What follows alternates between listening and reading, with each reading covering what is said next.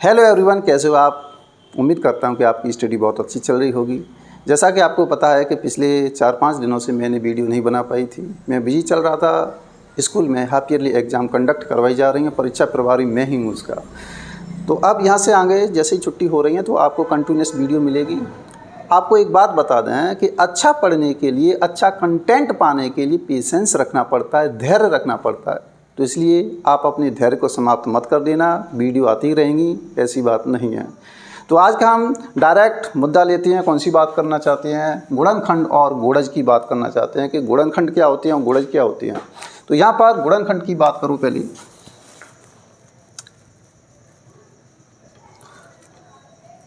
गुणनखंड, factors. Factors क्या होते हैं? जैसे दो संख्या हैं, पहली संख्या है, दूसरी संख्या है। यदि पहली संख्या में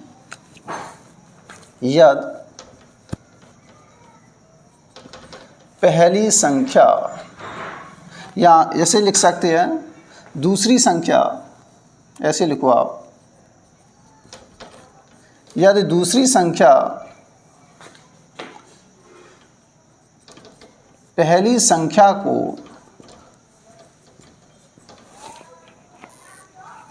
पूर्णतया विभाजित करती है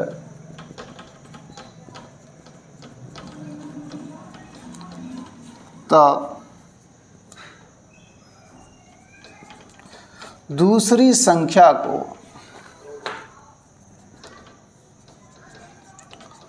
पहली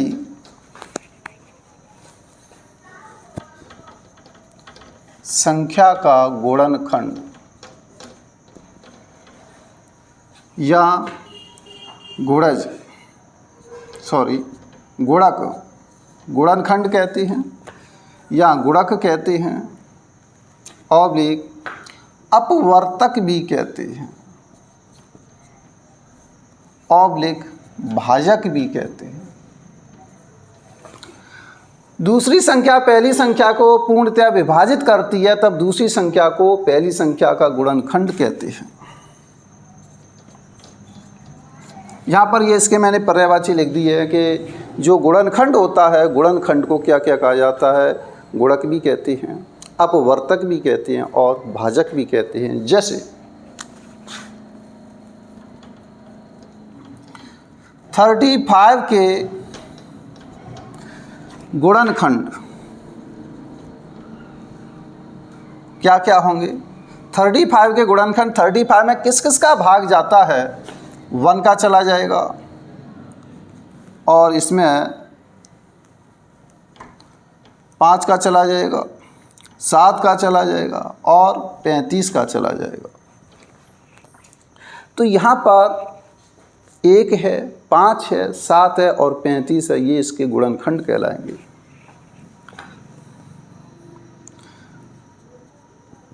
7 35 का एक गुणनखंड होगा।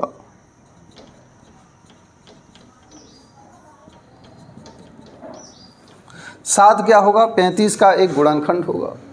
अच्छा, एक बात बताएं, दूसरी संख्या पहली संख्या को पूर्णतः विभाजित करती है तब दूसरी संख्या को पहली संख्या का गुणनखंड कहते हैं। तो पहली संख्या को दूसरी संख्या क्या क्या कहेंगे?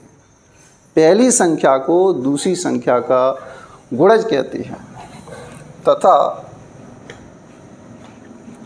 यहाँ पर जो पहली संख्या का मतलब है ये वाली संख्या और दूसरी संख्या ये, कोई भी हम दो संख्या ले लेते हैं जैसे 4 और 2। दूसरी संख्या पहली संख्या को विभाजित करती है तो दूसरी संख्या को हम क्या कहेंगे? गुणनखंड कहेंगे। और पहली संख्या को क्या कहेंगे? जो फर्स्ट जो नंबर है उस नंबर को हम कहेंगे गुणज कहेंगे, इसे मल्टीपल्स कहते हैं। इसे ऐसे भी लिख सकते हैं। तथा यहाँ जगह तो आप यहाँ भी लिख सकते हैं, ये यहीं पर ऐड कर देता हूँ। तथा पहली संख्या को दूसरी संख्या का गुणज कहते हैं, ऑब्लिक अपवर्त्य कहते हैं। ये शब्द ध्यान में रख लेना इसका। पहली संख्या को दूसरी संख्या का गुणज या अपवर्त्य या गुणन भी कहा जाता है इसे।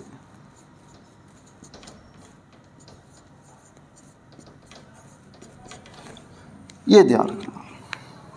जैसे 35 के गुणनखंड 1, 5, 7, 35, 7, 35 का एक गुणनखंड है, तब 35 7 का एक गुणज होगा। ये गुणज होगा। 35 क्या है? 35 7 का एक गुणज होगा। तो यहाँ पर थोड़ा सा हमने गुणज और गुणनखंड के बारे में चर्चा कर ली। और भी हम ले सकते हैं। यहाँ पर एग्जाम्पल लेते हैं। 32 के सभी गुणनखंडों को ज्ञात कीजिए।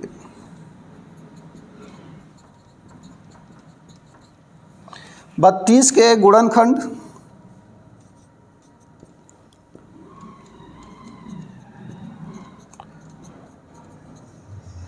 गुणनखंड कह सकता है, भाजक कह सकता है, या फिर अपवर्तक भी कह सकता है। तो 32 में किस किस का भाग जाता है?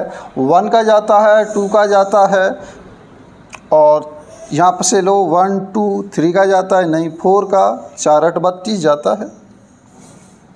5 का जाता है, नहीं जाता। 6 का नहीं जा रहा। 7 का, 8 का जा रहा है। 9 का नहीं जा रहा है। 10 का, 12 का, 11 का, 12 का, 13 का, 14 का, 15 का, 16 का जा रहा है इसमें।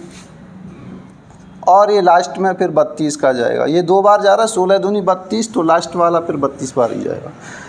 तो यहाँ पर इस तरीके से आप आराम से ये गुणनखंडों की संख्या आप निकाल सकते हैं कि इसके कौन कौन से गुणनखंड होंगे और कितने होंगे। तो इसमें कोई मिस्टेक नहीं होनी चाहिए, आराम से करना है। तो 32 के गुणनखंड 1, 2, 4, 8, 16 और 32 होंगे। अब हम लेते हैं उभयनिष्ठ गुणनखंड। तो उभयनिष्ठ गुणनखंड किसे कहते हैं वो देखो। उभयनिष्ठ गुणनखंड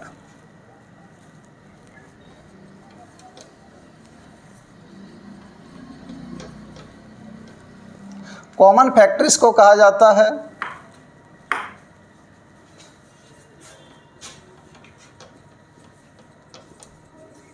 कॉमन फैक्टर्स देखो, इससे पहले मैं आपको बता दूं, कोई भी संख्या होती है उसका एक गुणनखंड तो होगा ही होगा। 1 जो है 1 प्रत्येक संख्या का गुणनखंड होता है, और प्रत्येक संख्या स्वयं की गुणनखंड होती है। जिसके गुणधर्म में प्रत्येक संख्या है वो स्वयं की गुणनखंड होती है। और किसी संख्या का प्रत्येक जो गुणनखंड होगा वो दी गई संख्या के बराबर या उससे छोटा होता है। ये प्रॉपर्टीज हो गई, इनको ध्यान में रख लेना, लिखा नहीं रहा हूँ मैं। उभयनिष्ठ गुणनखंड किसे कहते हैं? उभयनिष्ठ गुणनखंड यदि 2 या 2 से अधिक संख्याओं के गुणनखंड में कोई गुणनखंड समान होता है तो वह दी गई संख्याओं का उभयनिष्ठ गुणनखंड कहलाता है। यदि 2 या 2 से अधिक 2 या 2 से अधिक संख्याओं में 2 या 2 से अधिक संख्याओं में कोई गुणनखंड समान होता है वह दी गई संख्याओं का उभयनिष्ठ गुणनखंड कहलाता है।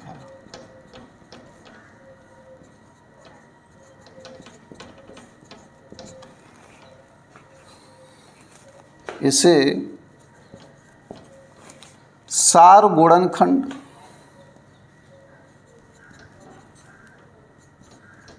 गुणनखंड कैसा है? गुणनखंड सार सभी में समान है, सार गुणनखंड या सर्वनिष्ठ गुणनखंड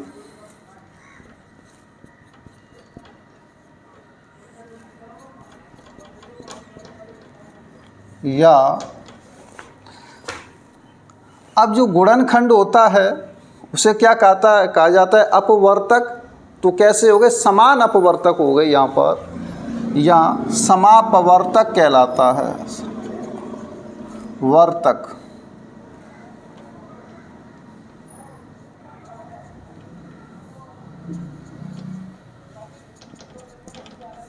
कहलाता है। वैनिक जो गुणनखंड होता है कॉमन फैक्टर, उसे सार गुणनखंड कहते हैं, सर्वनिष्ठ गुणनखंड कहती है, या फिर समापवर्तक कहते हैं। सम प्लस अपवर्तक, समान जो अपवर्तक होती हैं उन्हीं को समापवर्तक कहा जाता है। जैसे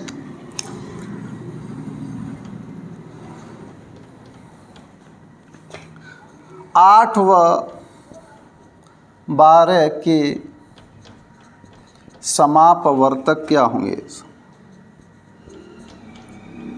समापवर्तक क्या होंगे?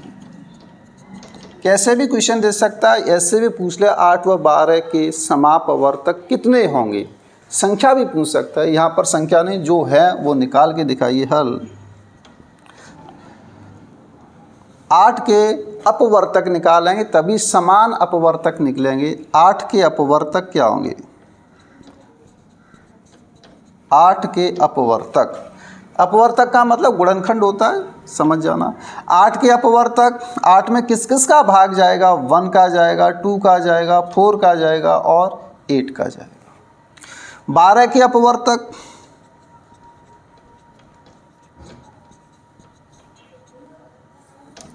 12 के अपवर्तक, 12 में किस किस का जाएगा? 1 का जाएगा, 2 का जाएगा, 3 का जाएगा, 4 का जाएगा और 6 का जाएगा और 12 का भी जाएगा। तो यहाँ पर 12 के अपवर्तक ये हो गए, 8 के हो गए। अब हमें निकालना है समापवर्तक। समान अपवर्तक कौन कौन से हो गए? समान एक तो ये हो गया और एक ये हो गया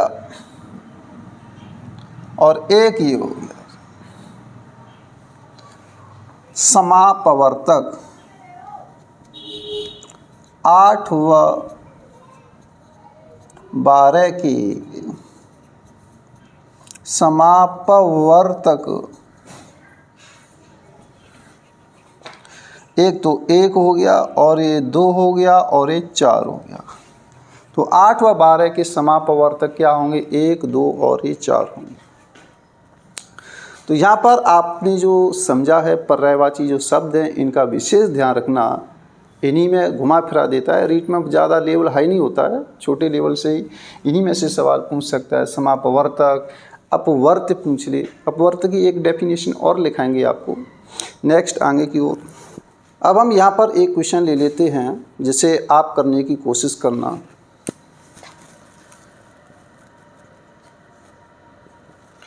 बारह व 18 के समापवर्तकों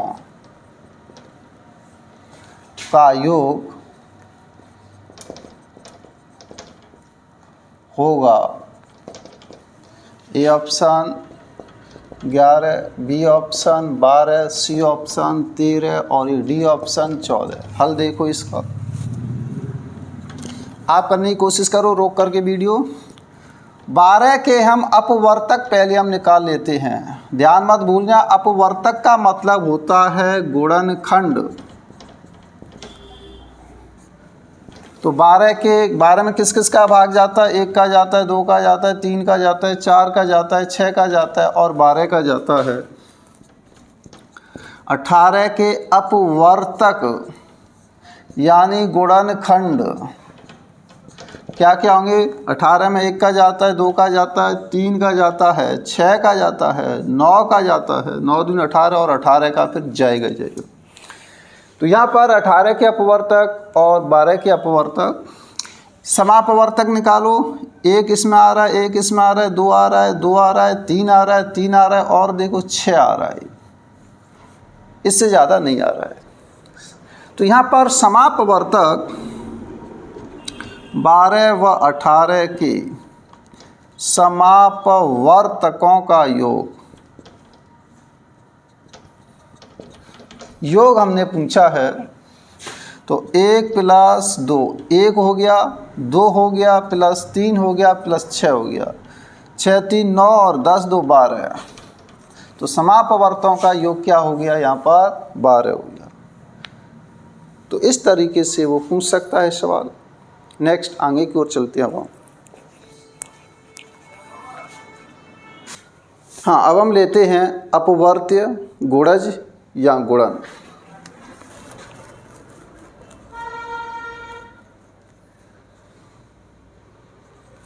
अपवर्त्य ऑब्लिक गुणज ऑब्लिक गुणन, इनको मल्टीपल्स कहा जाता है। मल्टीपल्स। गुणन किसे कहते हैं? देखो, वे सभी संख्याएं जो दी गई संख्या से विभाजित होती हैं वे अपवर्त्य कहलाते हैं। दी गई संख्या से वे सभी संख्याएं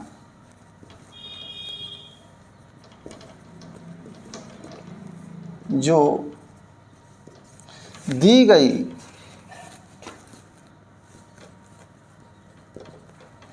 संख्या से पूर्णतया विभाजित होती है। वे सभी संख्याएं जो दी गई संख्या से पूर्णतः विभाजित होती हैं वे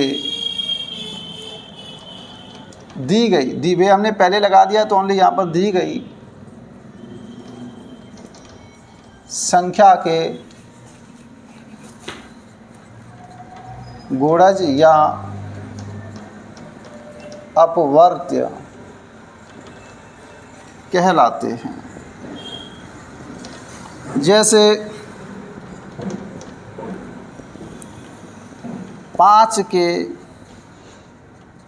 अपवर्त्य यानी गुणज।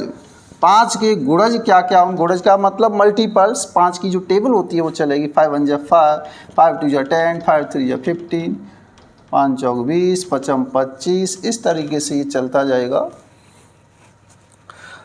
तो आपसे कहा जाए 5 का सबसे छोटा अपवर्त्य होता है। आपसे एक सवाल कर लें यहाँ पर, चलो सवाल ही लिख देता हूँ मैं, उदाहरण 3 का सबसे छोटा अपवर्त्य होगा। 3 का सबसे छोटा जो अपवर्त्य है वो क्या होगा? 1 2 3 डी में 3 दूनी 6। तो यहाँ पर इसके अपवर्त्य लिखेंगे तो 3 1 3, 3 से स्टार्ट होगा तो इसका सबसे छोटा अपवर्त्य 3 होगा। बिल्कुल सरल टाइप का क्वेश्चन आता है। तो यहाँ पर इस तरीके से आप जो अपवर्त्य हैं, गुणज हैं, उनकी प्रक्रिया समाप्त होती है। अब हम आगे की ओर चलते हैं। मेन टॉपिक आता है अभाज्य गुणनखंड। अभाज्य गुणनखंड को थोड़ा सा हम डिटेल से पढ़ते हैं उसे।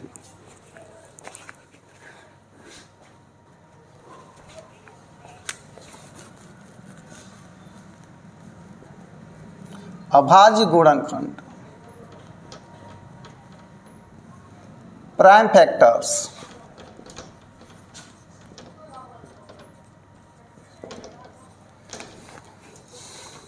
किसी संख्या के अभाज्य गुणनखंड किसी संख्या के अभाज्य गुणनखंड किसी संख्या के अभाज्य गुणनखंड वे अभाज्य संख्याएं होती हैं वे अभाज्य संख्याएं होती हैं जिनके आपस में गुणनफल से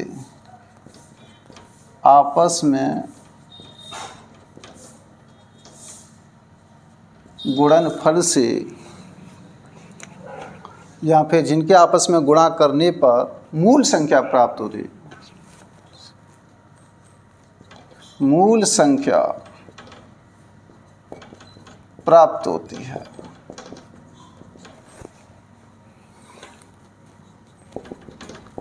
जैसे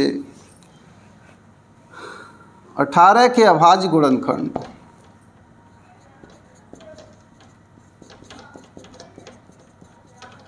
18 के अभाज्य गुणनखंड निकालें तो यहाँ पर 18 के आप इस तरीके से निकालेंगे, 2 नाम 18, 3 का इसमें भाग लगाइए, कितनी बार जाएगा 3 बार, 3 का फिर इसमें भाग लगाइए 1 बार।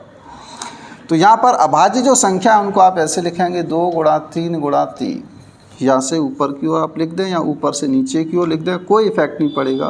पहले छोटी संख्या फिर बड़ी संख्या, इस तरीके से आप लिख सकते हैं। इनका गुणा करेंगे तो गुणा करने पर वापस ये संख्या प्राप्त हो जाएगी। 18 के अभाज्य गुणनखंड ये होंगे। अभाज्य गुणनखंडों की कुल संख्या, इसे आप नोट कर लेना, अभाज्य गुणनखंडों की कुल संख्या कितनी है? अभाज्य गुणनखंडों की कुल संख्या, अभाज्य गुणनखंडों की कुल संख्या पूछ ले तो 1, 2 और ये 3, 1 प्लस 1 प्लस, यहाँ पर जो पावर है उसके भी आप डिसीजन ले सकते हैं कि जो 18 है, 18 को हम क्या लिख रहे हैं, 2 की पावर 1 और 3 की पावर 2। तो ये जो पावर होती हैं आप इनको ऐड करके भी आप लिख सकते हैं यहाँ पर। तो इनके गुणनखंडों की संख्या आ जाएगी 1 प्लस 2, 2 और 1 3। तो यहाँ पर 18 के जो अभाज्य गुणनखंडों की संख्या है वो हम इस तरीके से फाइंड करेंगे। अच्छा, एक क्वेश्चन और आ जाता है कि जो 18 है इसके कुल गुणनखंड कितने होंगे? 18 के कुल गुणनखंडों की संख्या पूछ ले तो 18 के कुल गुणनखंडों की संख्या, मैं यहीं पर इसे पूरा कर देता हूँ। अभाज्य गुणनखंड तो आप निकालना सीख गए कि उसके अभाज्य आप फैक्टर कर देंगे इस तरीके से। तो यहाँ पर टोटल है वो आप निकाल सकते हैं कि अभाज्य गुणनखंडों की संख्या में ऐसे निकाल सकते हैं। यहाँ कोई एक संख्या है, संख्या को आप इस तरीके से लिख लेंगे, तब आप टोटल अभाज्य गुणनखंड की संख्या उनकी घातों को आप जोड़ देंगे। तो यहाँ पर ये कैसे निकालेंगे? इनकी जो पावर होती है 1 है तो इसका 1 ऐड कर लो तो 2 हो जाएगा, 2, और इसमें भी 1 ऐड कर दो तो कितना हो जाएगा 3, तो 3 दूनी 6 हो जाएंगे। जो पावर होती हैं, पावर में 1 ऐड करना है, बढ़ाना है, 1 में इसमें आप जोड़ेंगे तो कितना हो जाएगा 2, 2 में 1 जोड़ेंगे तो कितना हो जाएगा 3, तो 2 गुणा 3। ये पावरों का ऐड है, ध्यान रखना। ये जो पावर है 1, तो इसमें 2 कर लिया, इसकी पावर 2 है तो इसमें 1 ऐड कर लिया तो 3 लिख लिया, तो बराबर 6 हो गई। वैसे भी आप निकाल के देखोगे 18 के कुल गुणनखंड कितने होंगे। तो 18 में किस किस का भाग जाता है? 1 का जाता है, 2 का जाता है, 3 का जाता है, 4 का नहीं जाता, 6 का जाता है, 9 का जाता है, 18 का, 1 2 3 4 5 6। तो यहाँ पर ये टोटल गुणनखंडों की संख्या यहाँ पर शो हो जाती है। यदि जो पावर होती है उनमें 1 जोड़ के उनका मल्टीप्लाई कर दें तो ये आ जाता है। क्यों आता है उसका भी रीज़न आपको बता दें कि जो 2 की पावर 1 है तो इसे कितने तरीक़ों से हम सेट कर सकते हैं। 2 की पावर 0 भी हो सकता है, 2 की पावर 1 भी ले सकता है। मैक्सिमम 2 की पावर इसमें 1 तक मान जाएगा, 2 की पावर 0 हम ले सकते हैं। अब यहाँ पर 3 है तो 3 की पावर 0 हो सकता है, 3 की पावर 1 हो सकता है, 3 की पावर 2। इस तरीके से इनकी वैल्यू हम डिसाइड कर लेते हैं। क्योंकि 1 3 हम इसके साथ लगा सकते हैं तो यहाँ 3 की पावर 1 रह जाएगी। 3 की पावर जो 2 है यानी 2 3 है, इनको इसके साथ लगा दो, मल्टीप्लाई कर दो तो यहाँ 3 की पावर 0 रह जाएगी। तो यहाँ पर कितने तरीक़ों से इस वाले को हम व्यवस्थित कर सकते हैं, इसे कितने तरीक़ों से सेलेक्ट कर सकते हैं। तो यहाँ पर हमने इसमें संचय लगा दिया, यहाँ पर कॉम्बिनेशन लगा दिया कि 2 है, 2 की पावर 1 को कितने तरीक़ों से आप इसका चयन कर सकते हैं। तो 2 की पावर 0 ले सकते हैं, 2 की पावर 1 ले सकते हैं, 2 की पावर ज़्यादा नहीं ले सकते इसमें से। तो इसको चयन करने के तरीके हो जाएंगे 2, और इस वाले को चयन करने के तरीके कितने हो जाएंगे, 3 तरीके हो जाएंगे। अब दोनों को हम ले सकते हैं क्योंकि इनका गुणा हो सकता है, ये भी एक इसका क्या हो जाएगा, गुणनखंड हो जाएगा। इसका इसके साथ हो सकता है तो ये भी क्या हो जाएगा, इसका एक गुणनखंड हो जाएगा। ये भी इसका एक गुणनखंड हो जाएगा। तो इसका मतलब 2 एलिमेंट हमें चाहिए, दोनों को साथ साथ सेलेक्ट करना है आपको। तो इसको सेलेक्ट करने के तरीके कितने हो जाएंगे, 2, और इसको सेलेक्ट करने के तरीके कितने हो जाएंगे, 3। तो टोटल तरीके क्या हो जाएंगे, यहाँ पर हमने संचय लगा दिया तो 3 दूनी 6 हो जाते हैं। तो इस तरीके से आप इनका गुणा करें तो सभी ये फैक्टर आपको प्राप्त हो जाएंगे। इसका गुणा इससे कराएं तो 1 आ जाएगा, और हमें क्या चाहिए, जैसे 2 चाहिए तो ये दोनों ले लो आप, इन दोनों को लेंगे तो 2 भी आ जाएगा। 3 कैसे प्राप्त होगा, 3 भी हो जाएगा। इन दोनों को ले लो आप या इन दोनों को ले लो, कोई भी 2 आप सेलेक्ट कर लो। तो हमने यहाँ पर चयन करने के तरीक़ों की संख्या कैसे डिसाइड की है, यहाँ पर कॉम्बिनेशन हमने लगा दिया है। कॉम्बिनेशन के कॉन्सेप्ट से ही हमने इन जो पावर हैं इनके पावरों को यहाँ पर हमने एक एक बढ़ा करके गुणा कर दिया है। तो बराबर आ गया गुणनखंडों की संख्या, जो टोटल गुणनखंडों की संख्या। ये आपको भले ही नहीं आ रहा है, कोई दिक्कत नहीं है, इस चीज़ को ध्यान में रखें। जो पावर होती हैं कुल गुणनखंडों की संख्या निकालनी है, अभाज्य नहीं, कुल गुणनखंडों की संख्या निकालनी होती है ये वाली। तो ये कैसे निकालोगे, जो पावर होती हैं इन पावरों में एक एक बढ़ा करके उनका मल्टीप्लाई कर देंगे तो कुल गुणनखंडों की संख्या आ जाएगी। इसी में एक क्वेश्चन ये भी बन सकता है कि 18 के विभिन्न अभाज्य गुणनखंडों की संख्या क्या होगी। 18 के विभिन्न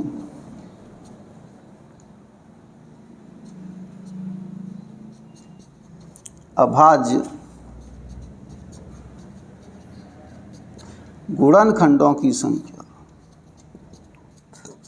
तो जो आधार होते हैं, बेस होते हैं, वे विभिन्न अलग अलग हम यहाँ पर देखते हैं। 3 कितनी बार आया, 2 बार आया है। तो हमें 2 बार से मतलब नहीं है, 3 समान हो गया इसलिए हम इसे एक बार ही काउंट करेंगे। यहाँ पर ये 3 2 बार आया है लेकिन विभिन्न अलग अलग हम देखते हैं। तो एक तो हो गया 2 और एक हो गया यहाँ पर 3। तो 18 के विभिन्न अभाज्य गुणनखंडों की संख्या कितनी हो जाएगी, 2 हो जाएगी। और वो कौन कौन से होंगे, एक तो 2 होगा और एक 3 होगा। ये विभिन्न अभाज्य गुणनखंडों की संख्या होगी। तो यहाँ पर इस तरीके से ये अभाज्य गुणनखंडों की संख्या निकाल सकते हैं। 18 के विभिन्न अभाज्य गुणनखंडों की संख्या और कुल गुणनखंडों की संख्या आसानी से आप प्राप्त कर सकते हैं। यह रीट लेवल तक आपका फिनिश हो चुका है। आगे भी कुछ टाइप के क्वेश्चन आते हैं, जैसे कोई संख्या है तो उसके सभी गुणनखंडों का योगफल क्या होगा। तो बड़ी संख्या आती है तो कैसे प्राप्त करते हैं वो आप देखिए। यहाँ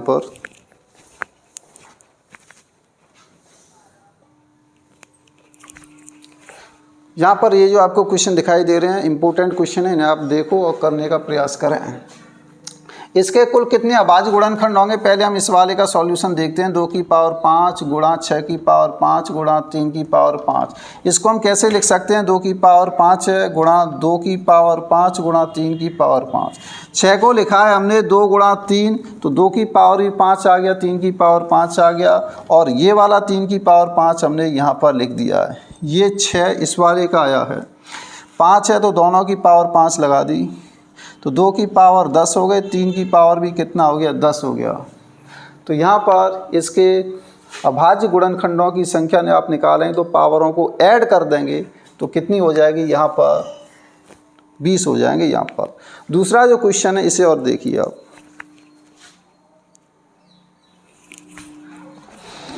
दूसरा क्वेश्चन है यहाँ पर